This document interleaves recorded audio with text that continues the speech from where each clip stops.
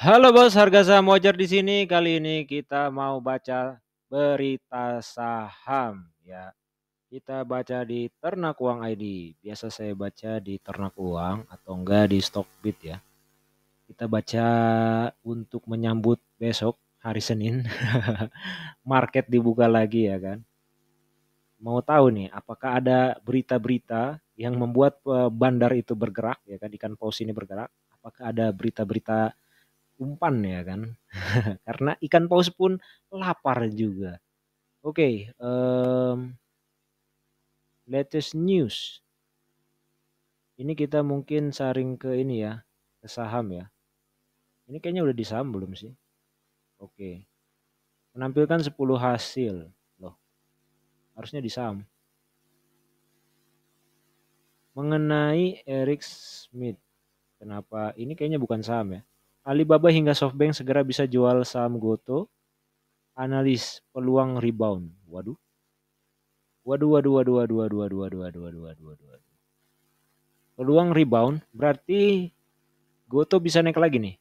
Apakah itu maksudnya? Coba. Periode penguncian saham atau lockup saham emiten teknologi Goto akan segera berakhir 30 November. Ya. Analis melihat sebelum periode pemegang saham seri B dan dalam lockup dapat menjual kepemilikannya, harga saham Goto diramal masih berpeluang rebound. Mengatakan prospek saham Goto kami melihat masih menarik di harga sekarang karena sudah turun banyak. Iya ya. Kemarin sempat naik loh, betul loh. Nih. Oh, dikasih tahu nih, ada chartnya juga. Karena sudah turun banyak. Dia melanjutkan dilihat secara teknikal pergerakan saham Goto sudah jenuh jual dan sudah dekat dengan support kuatnya. Menurutnya hal tersebut berpeluang membuat saham Goto rebound dan mengalami penguatan. Investor direkomendasikan untuk buy on weakness saham Goto dengan support di level 186 dan target ini kenapa dia kasih ini ya? Saham Goto ditutup melemah. Ya ini kemarin. Sebelumnya melansir Bloomberg, Goto dikabarkan tengah melakukan pembicaraan dengan pemegang saham utama mereka untuk melakukan penjualan sekitar 1 miliar US dollar saham mereka. Penjualan ini dilakukan untuk menghindari potensi jatuhnya saham Goto ketika periode lockup Goto selesai.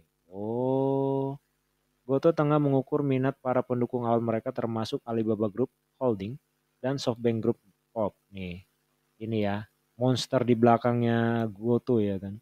Untuk penjualan sebagian besar saham mereka ke investor baru. Rencana ini merupakan bagian dari upaya untuk mencegah potensi penurunan harga saham Goto yang dapat terjadi. Jika banyak investor yang menjual saham, maka masa lockup para masa sorry menjual saham saat masa lockup berakhir pada 30 November. Sekitar 1 triliun saham Goto atau lebih dari 90% dari total saham yang beredar telah memenuhi syarat untuk dijual mulai 30 November. Ya, udah ketar-ketir ini Goto ini, udah ketar-ketir. Takutnya harganya anjlok lagi, mereka nggak punya modal. Siapa teman-teman yang megang Goto, ya kan? Saya juga masih megang Goto. Aduh, aduh, aduh, aduh, aduh. Ya, optimis aja ya yang megang Goto ya. Kita bukan mau megang untuk setahun 2 tahun juga sih. Memang nggak ada untungnya, nggak bagi dividen ya kan. Megang 10 tahun nggak bagi dividen, gimana ya rasanya ya? Ya itulah. Saya ikut ini sih, ikut FOMO. Jadi megang Goto. Aduh, apa nih komisaris utama ZATA, emitennya Ajim, baru berusia 23 tahun. Hmm. 11 calon emiten bakal IPO, sektor mana yang paling prospek? Wih, bagus nih berita nih. Coba kita lihat. IPO. Apakah teman-teman tertarik dengan IPO? Ya, saya udah cukup di GoTo aja ya.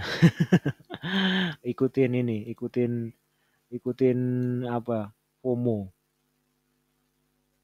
Oke. Mana nih 11 emitennya? Oh. Lah, gak dibahas. Ini berita clickbait memang. Clickbait, clickbait. Oh, alah. Dikira Anda ini. Nuhansa Mikrevin Yoedo Putra. Mana emitennya? Nggak ditulis. Kirain dibahas ya kan. Astaga Anda ini. Kita ambil contoh seperti metaverse yang diwakili oleh WIRG atau bisa juga seperti energi terbarukan. Cuman ini aja. WIRG, Anda cuma menyebut WIRG, Bos. Astaga, astaga ini. Pantas orang sekarang udah nggak baca berita lagi kan. Kayak gini nih berita-beritanya nih. Bikin males ya kan. BI berpotensi naikkan suku bunga cermati sektor saham ini. Oke. Ini siapa? Bisnis.com lagi. Aduh, janganlah. Tadi kita udah baca bisnis.com semua ya. Kita dari Topedia aja lah. BI berpotensi lanjut naikin suku bunga cermati sektor saham ini. BI masih berpotensi melanjutkan kenaikan suku bunga acuan di sisa tahun 2022. Bukannya udah dinaikin ya? Jadi 4% bukan sih? Ini berita tanggal berapa? Tanggal 23 Oktober. Oh berarti belum dinaikin ya? Masih potensi ya ternyata ya? Saya kira udah dinaikin jadi 4%. Kalau tidak maka bisa ada resiko arus dana keluar dari Indonesia untuk mencari imbal hasil lebih menarik. Apabila ekspektasi suku bunga The Fed dapat mencapai 4,6%, maka ekspektasi kami suku bunga BI dapat naik ke kisaran 4,75% hingga 5,25%. Oh gitu, biar uangnya ini ya, nggak masuk keluar ya. Selain itu MAMI juga fokus pada perusahaan-perusahaan yang memiliki earnings momentum yang baik di tengah gejolak inflasi dan kenaikan suku bunga valuasi yang menarik serta potensi pertumbuhan struktural jangka panjang. Terus seiring dengan hal tersebut MAI menjagokan beberapa sektor seperti telekomunikasi, finansial, green economy dan digital economy. Ya, telekomunikasi berarti apa? TLKM gitu. Oh, BI belum naikin suku bunga ya? BI naikin suku bunga. BI sudah menaikkan suku bunga acuan. Oke, Agustus ya. Nah, ini suku bunga acuan BI naik 4,75%. Ada tuh. Ini tanggal 20. Begini potensi cuan 4 jenis reksadana ya memang. Bareksa. Oke. Hingga Oktober total kenaikan suku bunga acuan 1,25% dari level 3,5. Ya intinya BI mau naikin suku bunga persen biar uangnya nggak keluar sih. Biar di sini aja uangnya di Indonesia aja gitu ya kan. Simpelnya ya, sederhananya gitu. Ancaman resesi jadi narasi utama Indonesia kebal nggak? Ini nih. Ini nih. Headline nih di mana-mana nih. Ancaman resesi jadi narasi utama Indonesia kebal nggak? Our view. Ya kan? Oke. Resiko resesi global yang diperkirakan terjadi pada awal 2023 tak bisa ditampik lagi oleh para pelaku usaha. Hal ini terlihat dari hasil survei yang menunjukkan bahwa sekitar 68% CFO sepakat bahwa resesi akan menghampiri di awal tahun. Oh, jadi ini hasil survei ya yang menunjukkan bahwa sekitar 68% CFO. Anda tahu CFO? CFO itu singkatan dari singkatan dari ini ya. Certified bukan ya? Oh, Chief Financial Officer certified lagi. Dodol. Financial Officer ya kan. CFO ini adalah itu ya ada sertifikasinya gitulah intinya. Jadi ini tuh ya peran CFO dalam perusahaan terkait dengan pokoknya posisi mana nih yang bisa kita baca nih?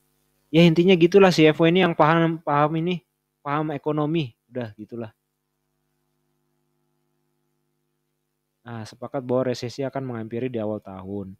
Penyebab utama masih tertuju pada inflasi yang menekan daya beli masyarakat sehingga mengurangi jumlah konsumsi dan pada akhirnya berimbas ke produksi dan perlambatan ekonomi. penyebab utamanya masih inflasi ya, menekan daya beli masyarakat. Jadi ya diprediksi harga-harga barang pada naik, udah gitu deh. Terus masyarakat ya nggak mampu beli, kayak gitu ya, kasarnya kayak gitu ya.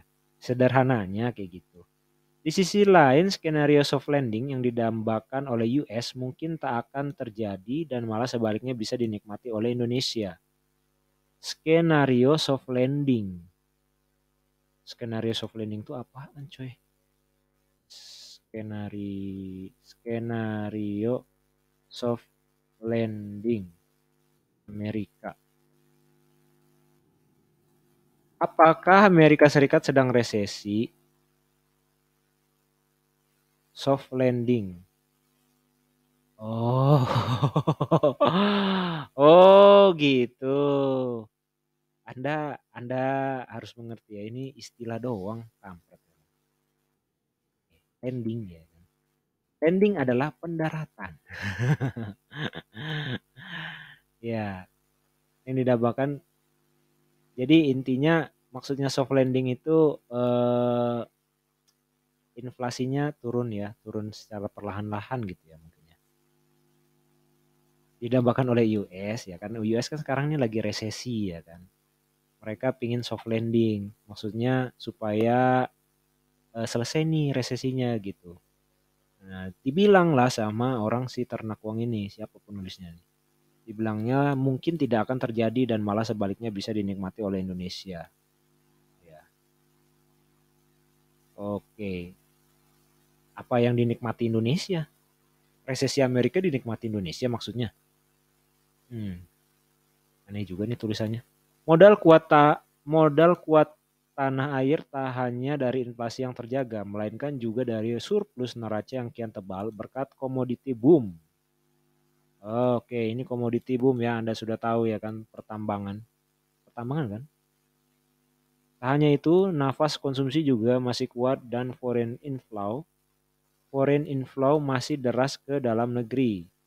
Walaupun di tengah perjalanan tentu ada turbulensi, namun kami masih optimis bahwa pemerintah Indonesia memiliki amunisi yang mumpuni untuk menyelamatkan ekonomi kita. Ini our view. Baru apa ini? Siane GP. Siapa nih? Sayane GP. Perekonomian global saat ini tengah terancam adanya stagflasi dan krisis keuangan. Namun Indonesia setidaknya punya modal kuat untuk bisa menghindar dari ancaman yang saat ini diramal akan melanda beberapa negara. Perlambatan ekonomi terutama dipicu oleh perang Rusia-Ukraina yang membuat harga komoditas pangan melambung. Kenaikan harga membuat inflasi melambung sehingga pertumbuhan ekonomi pun melemah. Duh, duh, duh, duh. Ya ini sih apa ya, logika logika gambaran umumnya ya ini ya, gambaran umumnya ya kalau Indonesia terjadi inflasi ya kan, inflasi ya berarti ya udah daya beli masyarakat ini ya turun ya kan. Ketika daya beli masyarakat turun ya kan, daya beli masyarakat turun. Nah, ini mempengaruhi pendapatan dari mana perusahaan ya kan, emiten. Jadi laba perusahaan juga turun gitu. Laba perusahaan turun. Ini logika sederhana ya kan. Makanya ketika di era resesi ya kan, di era resesi banyak inflasi, harga-harga saham itu turun ya karena ini. Karena daya beli masyarakat turun, terus nggak mampu beli barang-barang dari perusahaan, terus labanya turun, terus investor ngelihat, waduh, kinerja kinerja perusahaan saya invest kok ini ya malah turun ya, labanya dia turun, semakin turun nih. Ah udahlah lepas aja, jual aja sahamnya. Nah gitu kan. Ini skenario ini ya, skenario amatir ya. Ini gambaran umum aja sih. Makanya kadang-kadang ya kan, kadang-kadang itu bisa aja suatu saham itu dinilai salah harga. Itulah kenapa Warren Buffett bilang ketika masyarakat ini apa namanya panik ya kan, punya kepanikan yang luar biasa di pasar saham ya, di pasar investor ya kan. Karena harga suatu saham terus menurun ya kan. Nah, itulah kita harus beli ya kan, kata Warren Buffett ya. Karena kemungkinan salah harga. Kenapa salah harga? Ya jelas gitu. Bukan kinerja mereka yang turun, ya kinerja mereka gimana ya sebutnya? Intinya kinerja mereka turun itu bukan karena internal ini ya, tapi dipengaruhi oleh daya beli masyarakat. Nah, gitu. Bukan artinya mereka membuat suatu kesalahan, tetapi nah, pasar ini belum sanggup beli ini. Nah, yang jadi pertanyaan adalah gimana perusahaan ini mensiasati hal tersebut, harusnya seperti itu sih. Ya kan? Bagaimana perusahaan mensiasati inflasi, mensiasati daya beli masyarakat. Perusahaan-perusahaan yang punya siasat-siasat sampai seperti itu adalah perusahaan yang bagus. Itulah yang harus kita invest ya kan. Nah, perusahaan seperti apakah yang seperti itu? Oke, kita balik lagi bos. Itu yang resesi ya kan. Ya semoga sih kita berdoa ya kan Indonesia tahun depan ya tidak resesi ya, tidak ini, tidak inflasi karena pening ya cuy, harga barang-barang naik ya kan, kebutuhan naik, aduh pening-pening bos, pening sekali bos. Penampakan kamar mandi Sultan di pom bensin netizen yang biasa 5.000 ini bisa ceban Ancol. BI berpotensi, oh ini tadi udah. Orang terkaya sejagat memperingatkan resesi global akan berkepanjangan hingga tahun 2024. Hahaha. 2024 cuy. 2023, 2 tahun lagi dong. Ini Elon Musk, ya ini orang kaya ya kan. Dia bukan pakar ekonomi ya. Kita nggak tahu ya kan.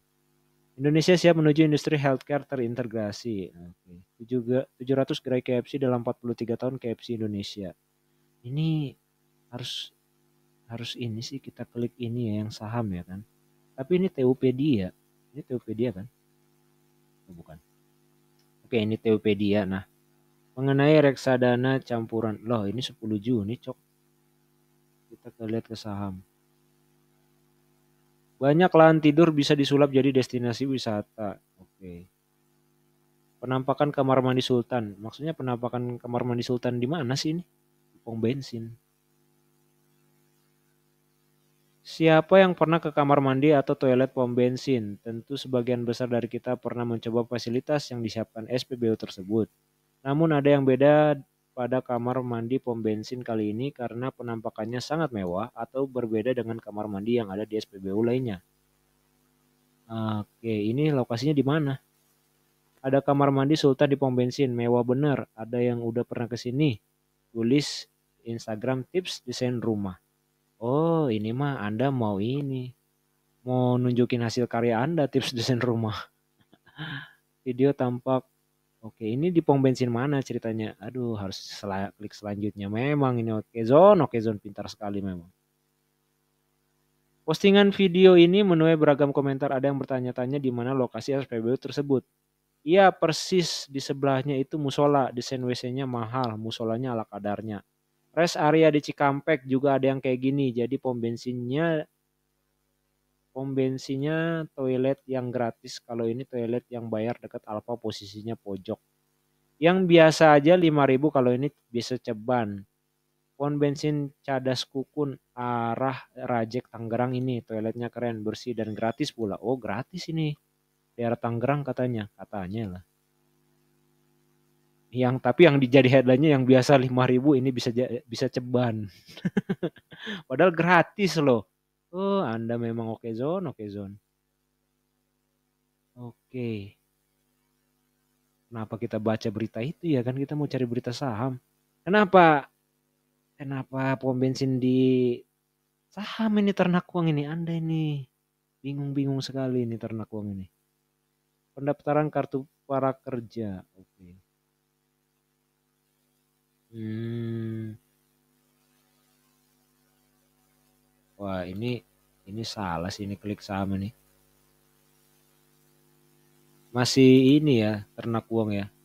Kita klik saham tapi berita-beritanya malah keluar yang aneh-aneh. Aduh. Memang saya biasa baca di sini aja sih. Five topics ya kan. Biasanya ini yang hits ya kan. Kadang ya kan. Waskita.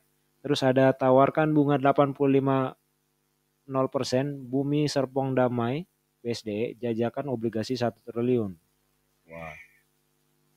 Wah, wah. Butuh modal nih BSD nih. Kayaknya mau ekspansi nih. Dia nerbitin utang lagi ya.